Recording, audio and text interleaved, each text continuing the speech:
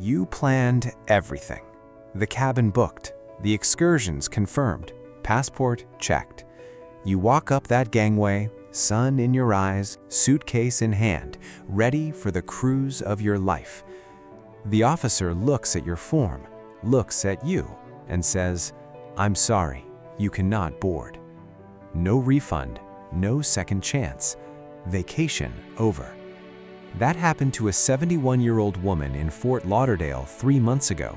She lost $4,200 standing on that dock, watching her dream disappear over the horizon. In 2026, cruise lines quietly updated their policies, and most of those changes directly target passengers over 65.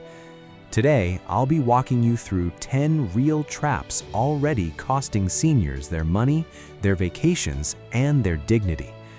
And trust me, some of these will absolutely shock you. Stay through number 1, because that one is happening right now at the gangway.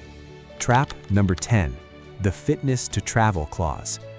Here's something cruise lines will never say out loud at booking. In 2026, every major cruise line updated their passenger contracts. Buried in the fine print, the fitness to travel clause. It gives the ship's medical officer the legal right to deny you boarding on the spot, suitcase in hand, no appeal, no refund. Margaret, a 71-year-old retiree from Boca Raton, had saved 4 years for her first European cruise. She disclosed a mild, early-stage cognitive condition, fully managed by her doctor. At the Miami gangway, the ship's medical officer flagged her file. She lost $4,200 that morning. No warning, no appeal, no exceptions. What you do? Before paying any non-refundable deposit, call the cruise line's medical department directly. Say, "I'd like a pre-booking fitness to travel assessment to confirm I'll be cleared to board before any money changes hands." Get it in writing. If they can't confirm it in writing, they're not protecting your money. You should do the same. Trap number 9, medical fees doubled overnight. Every major cruise line doubled their onboard medical consultation fees in 2026. The average jumped from $150 to $310 per visit. That doesn't include medication. That doesn't include lab work, just to walk through the medical center door. Robert, 72, from Charlotte, developed what he thought was a sinus infection on day 3. He wasn't worried. He'd used the medical center on a previous cruise for $150. He sat down with the doctor, $310. Antibiotics, $95. Symptoms returned 2 days later. Another visit, another $310. $715 for a sinus infection, on a ship with no other option. What you do? Pack a basic medical kit before you board. Cold medicine, pain relievers, antidiarrheal, antibiotic ointment. And before any treatment on board, ask for a written cost estimate. Say, "I need a cost estimate before you proceed." They must provide it. Use it. Trap number 8. Your medications can be held hostage.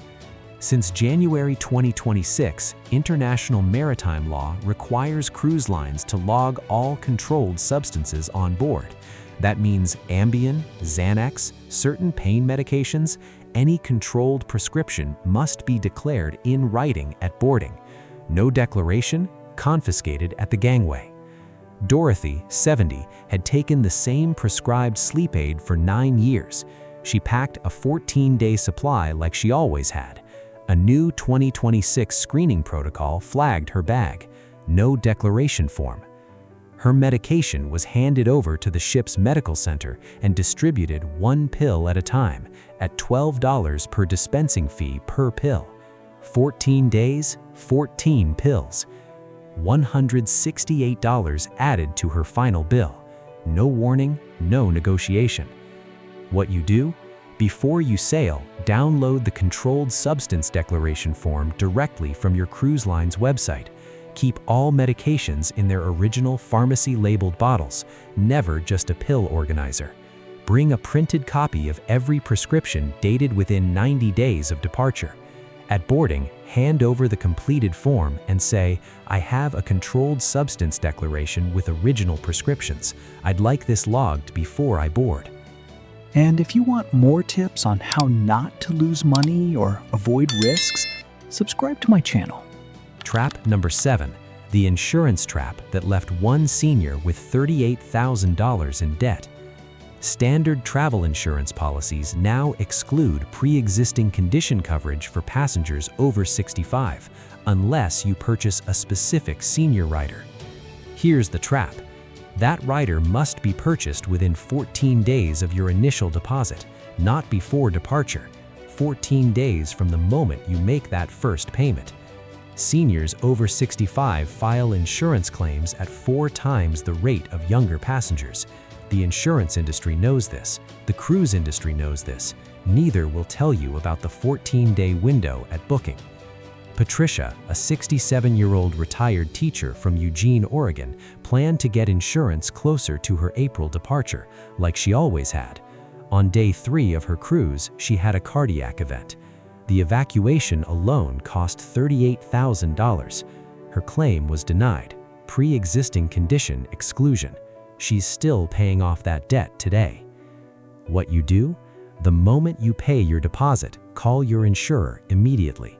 Ask specifically, does this policy cover pre-existing conditions for a passenger over 65 with no exclusion class? Get it in writing. Trap number 6, online check-in closes at H-48, not when you think. This one won't cost you thousands, but it can cost you your entire first day on the ship.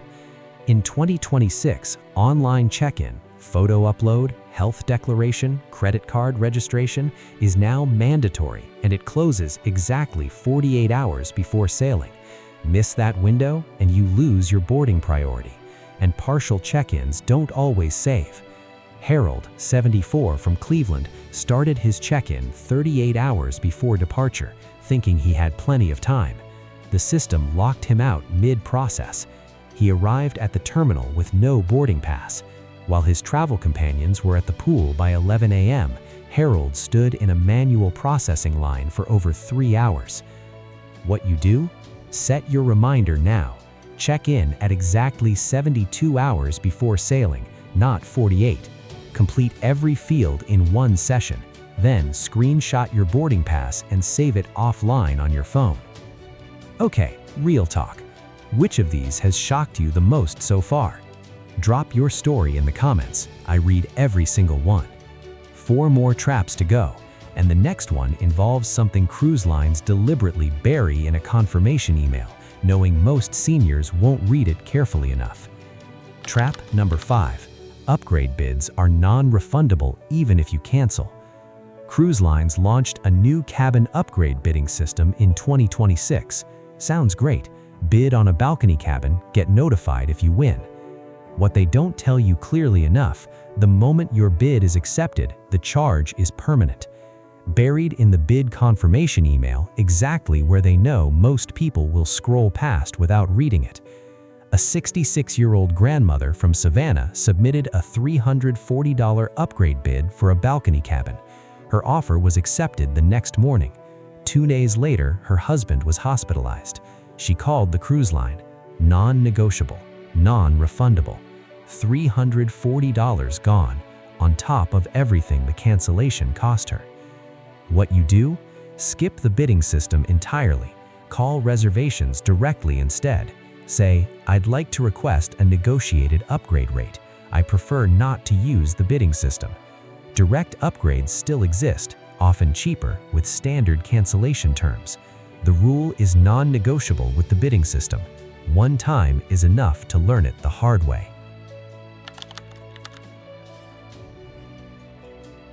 Your passport must be valid 6 months beyond your return date, not your embarkation date, your return date. In 2026, cruise lines check this at check-in and deny boarding immediately. No exceptions. Susan, a 69-year-old retired nurse from Richmond, had cruised 8 times. Her passport had 4 months of validity. She'd sailed before with 3 months remaining, no problem. This time, denied a check-in. Insurance didn't cover it. She lost $2,800. Passport renewal now takes 8 to 11 weeks. Expedited processing costs $60 extra. That $60 investment would have saved her $2,800. What you do, check your passport today, not the week before departure. If you have less than 12 months remaining, renew before booking anything. Before you book, ask, can you confirm in writing the minimum passport validity for this itinerary, including all ports of call?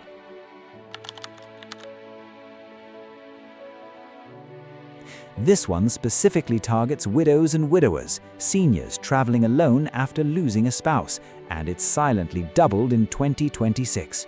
Cruise lines raised solo traveler surcharges, the extra charge for occupying a cabin alone, from 25% to 100% on most mid-range cabins starting January 2026. A cabin listed at $1,400 can cost a solo traveler $2,380 total or more. Eleanor, 68, booked a Caribbean cruise to honor the trip she and her late husband had always planned together. When her final bill arrived, a $980 solo surcharge had been added. She called to dispute it. Non-negotiable, non-refundable.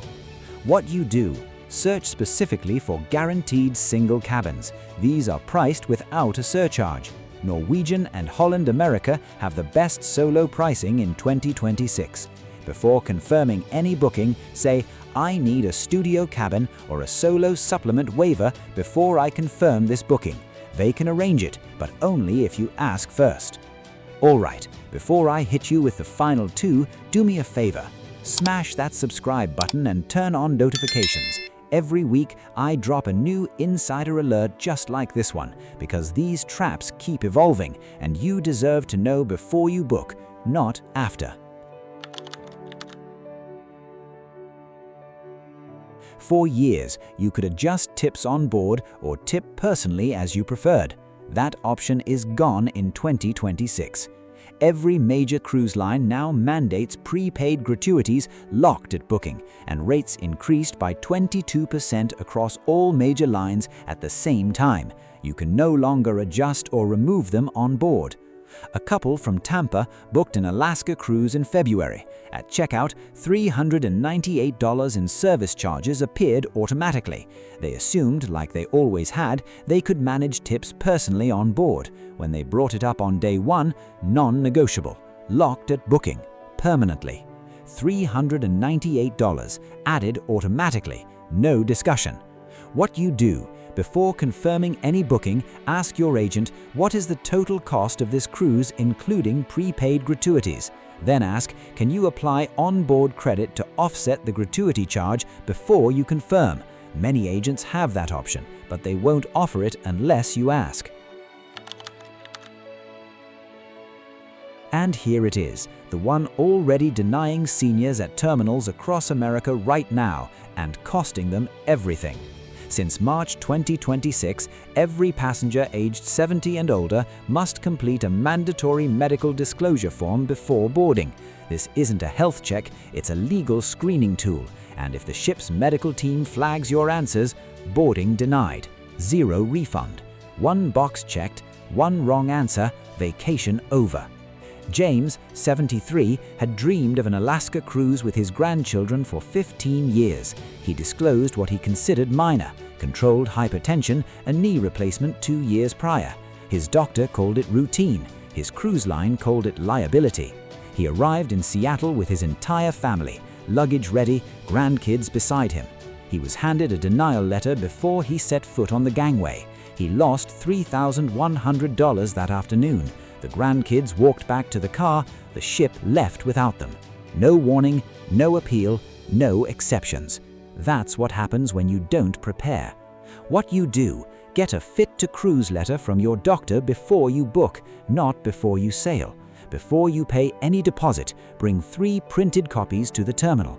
Before submitting that medical form, call the cruise line's medical department first. Say, I'd like to discuss my medical situation before submitting the required form. They can flag issues before your money is on the line. Buy travel insurance that explicitly covers boarding denial. It's a specific Rhino, not standard coverage. Never pay a non-refundable deposit before you know you'll board. You now know the 10 traps, and most seniors cruising in 2026 don't know a single one. The difference between a dream vacation and a financial disaster isn't the cruise line you choose, it's what you know before you reach that gangway. Which of these traps shocked you the most? Tell me in the comments. And if you've got a cruise coming up, are you going to do anything differently now? Let me know below. Thanks for watching, and I'll see you in the next one.